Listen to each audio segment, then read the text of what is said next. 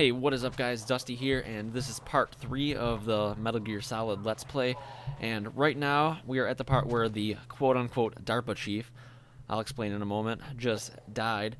Well, most people know the story of the game, but it's not actually the DARPA chief, but yeah, he just died, so I'm sitting here in the cell, and right now I'm listening to Meryl beat up and undress the guard out there, and she unlocks the door right here, and there's going to be a cutscene, so I'll let that take over.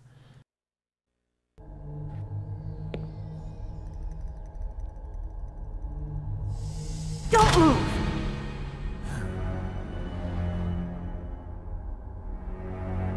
So you killed the chief, you bastard! Liquid? No, you're not. Don't move! Is this the first time you ever pointed a gun at a person? Your hands are shaking. Can you shoot me, rookie? Careful, I'm no rookie. Liar. That nervous glance, that scared look in your eyes. They're rookie's eyes if I ever saw them. You've never shot a person, am I right? You talk too much. You haven't even taken the safety off, rookie. I told you I'm no rookie! You're not one of them, are you? Open that door. You've got a card, don't you? Why? So we can get the hell out of here! Looks like we'll be a little delayed. What are you doing? Don't think! Shoot! So right there, you get to first meet Meryl, who is a pretty interesting character. You don't actually get to learn anything about her. You just kind of meet her and learn that she's a rookie and that she's afraid to shoot and actually kill people, which I think most people would be. And right here is the first actual action scene of the game, where you actually need to fight people, and you see that I really suck at the game. I consistently miss shots, and part of that is attributed to the input lag that I have. When you play PS1 games on the PS3, there is a considerable amount of input lag. There is almost like a full second between me pushing the button and the character actually doing anything. So that's why it looks like I'm running around like an idiot most of the time, because it's really tough to time my actions right with what Snake's actually going to do. But right here you see us just pretty much slaughtering these easy enemies, or me trying to, and looking like a dumbass.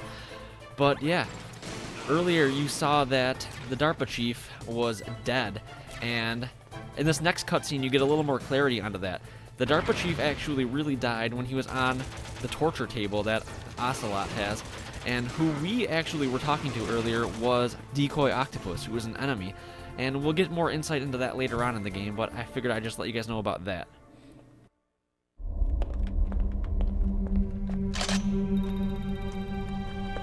Thanks for the help. Wait! Who are you?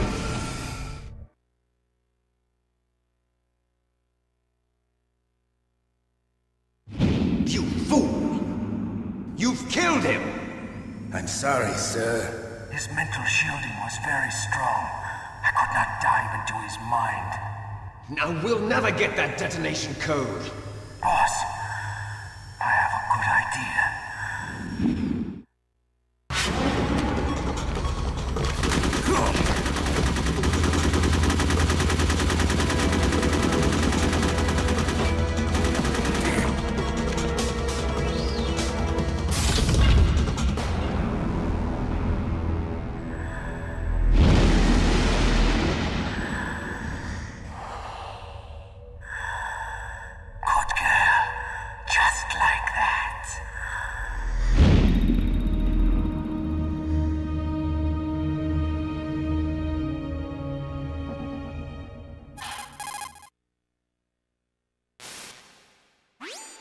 Naomi, I just had some kind of hallucination. Is it from the nanomachines? No, Snake. The nanomachines are functioning properly. So what was it? It must have been psychometric interference coming from Psycho Mantis, Foxhound's psychic. Think of it as a mental feedback loop. So that was Mantis. So right there, you got a pretty meaty cutscene. You got an introduction to Psycho Mantis, who is a pretty effing ridiculous character. And also you got some clarity as to what I was talking about earlier, with the DARPA chief not actually being the DARPA chief. He was a member of Foxhound called Decoy Octopus, and You learn a little bit more about that later in the game. Obviously, not much is given away right now, and you see a nice naked guy on the floor right there. But yeah, that wasn't actually the DARPA chief, it was Decoy Octopus. That is why towards the end of the last cutscene in the last video, he started asking about what the hell is Pentagon going to do, what is Washington going to do about this, is the U.S. planning on giving in to the terrorist demands. He started to ask really weird questions like that, like why the hell would the DARPA chief actually want to know about some of that, and that's kind of why he's not actually the DARPA chief. But this kind of brings me to the main topic I want to focus on during this video, and that is why exactly is Metal Gear so awesome? Why do I love it so much? And it is because of stuff like this. You got to consider when this game first came out. This was like 1995, 1996, something like that. Video games did not have any kind of comprehensive stories at this point. I mean, most didn't. This was one of the first games that really revolutionized storytelling in video games. Every character is three-dimensional, every character has ulterior motives, nothing is what it seems. All these ideas are stuff that really weren't prevalent in most video games. Like nowadays, it's 2012, and so many video games have ridiculous twists. You always expect characters are going to be two-faced. I mean, sometimes it's obvious, sometimes it's not. But one way or another, you can always expect some kind of weird twist or things to happen. During this time, it was not obvious in games. It didn't often happen. And the fact that there were so many twists in this game was really something different, something crazy, something that people didn't expect. So when you got these crazy twists, like these characters that aren't really the characters that they say they are, it was definitely something new. It was pretty radical for its time. And not only that, but this is obviously well, on the surface, a war game, a fighting game, a shooting game. But that's not all that it is. After every boss fight, each character gives a monologue. Every character gives some introspective insight onto why they're doing what they're doing. The question is constantly posed, why are we fighting? What is in it for us? What are we getting out of this? What is the purpose of all this fighting? And those ideas, those introspective thoughts, aren't often things that you get, aren't often thoughts that are even addressed in war video games. Like nowadays, you have your Call of Duties and stuff that's just, I'm the bad guy, rah, rah, rah, and then you have your guys that you're playing as, and you're, I'm the good guys, we're gonna kill you, blah, blah, blah. And there's really nothing else to it. There aren't any other ideas, there aren't really any type of three-dimensional characters. There's the bad guy that's identified, and there's the good guy that's identified, and you kill the bad guy, and yay, everyone lives happily ever after. That's basically, there are slight deviations to the formula, but that's basically how it happens. Metal Gear is one of the first video game franchises that really changed that. The bad guys aren't just bad guys, and that's it. You kill them and you're all happy. The bad guys are people too, the good guys are people. Everyone is a shade of gray. Everyone is a person, and it really brings the matter of feelings into video games. And usually, at least at this time, in the early 90s, video games were not taken seriously as any type of real art form, not as seriously as literature and movies and stuff like that. And Metal Gear is one of the first video games that really helped video gaming in general become taken seriously as an art form. And just to address what's going on in the game right now, I'm just kind of going around the rooms and getting items. And you'll notice that I'm putting on thermal goggles before I go into every room, and that is because of situations like these. I know there are traps in certain rooms, there are lasers, there are false floors, that kind of stuff, and the thermal goggles help you identify those. So that is the reason why I'm doing that kind of stuff. And after I collect all the items I need to, I will be going in to fight Ocelot, which happens I think right now. But I just want to give a quick little reasoning as to one of the reasons why I love Metal Gear so much, and I hope that cleared some stuff up. And if you guys that are watching this have any comments on anything that I talked about, on why you think Metal Gear is so awesome, any comments on my reasoning as to why I love Metal Gear so much, please do. There's a lot more to touch on than just that. I just wanted to give some quick insight onto why I really appreciate the storytelling of the Metal Gear franchise. Now, if you're in the video games just for the violence, just for the fighting, and don't care about the story at all, that's another positive about Metal Gear. It gives you some great gameplay, some great action, and we're about to see some of that coming up.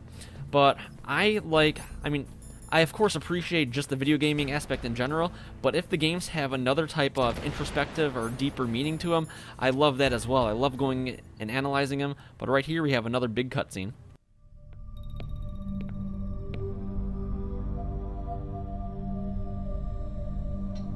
Am I too late?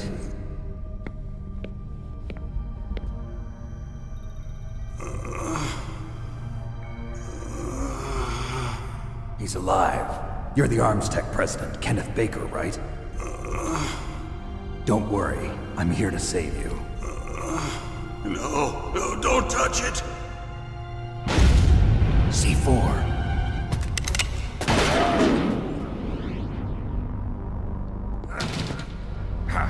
Right. Touch that wire, and the C4 will blow up along with the old man. So you're the one that the boss keeps talking about.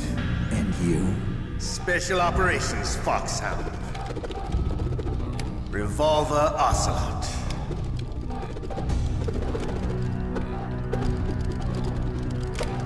I've been waiting for you, Solid Snake.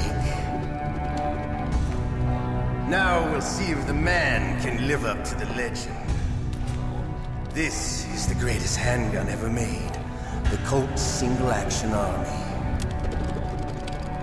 6 bullets, more than enough to kill anything that moves. Now I'll show you why they call me Revolver.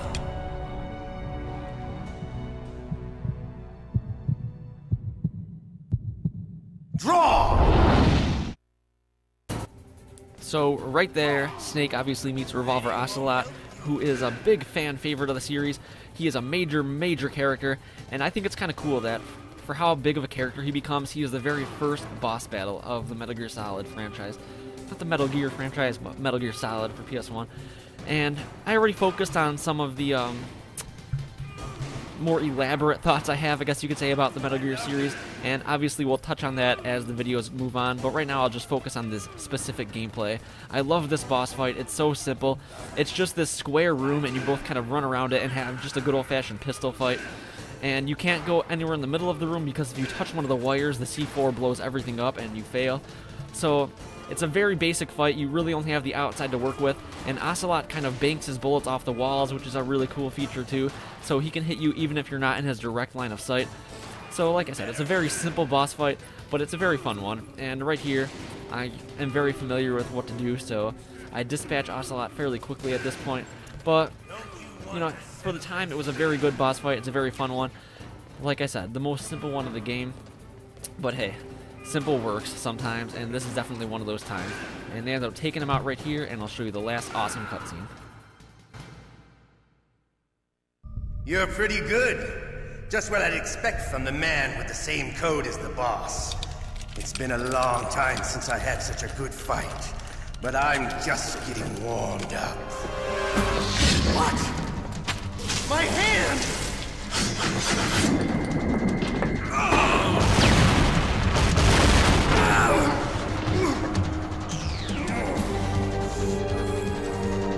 Stealth camouflage. Can't you even die right? You were lucky. We'll meet again! Who are you? I like